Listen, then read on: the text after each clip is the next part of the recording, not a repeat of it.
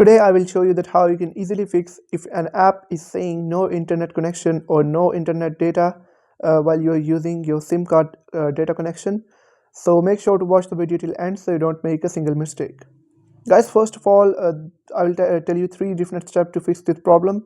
The first step is to simply head over to the settings of your phone, and then you'll have to scroll down and tap on network and internet.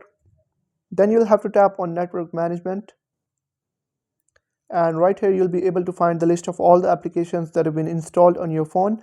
Now let's say my Facebook app is let's say my YouTube app is saying that no internet connection error.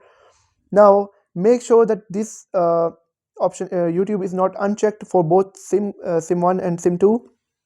Make sure that these options are checked so that YouTube will be able to use your mobile data or SIM card data. And if it still doesn't fix your problem, you'll have to go back. You'll have to go to the Google Play Store. Then you'll have to simply search for YouTube.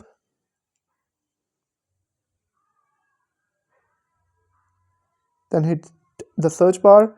Now make sure that YouTube is updated to the latest version, and if it still doesn't fix your problem, you'll have to go to the settings again, go back again, and you'll have to tap on app section.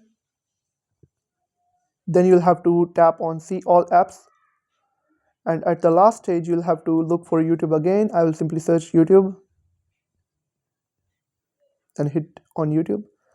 Now you'll have to tap on storage and cache, then hit clear cache, then go back again, and it will fix your problem. And you can also go to the permission section and you can check if any one of these permissions are denied. So that's how you can easily fix if an app is showing no internet connection while you are using your SIM data. If you have found the video helpful, make sure to like the video and hit that subscribe button. And if you have any questions about the video, let me know in the comment section. Thank you.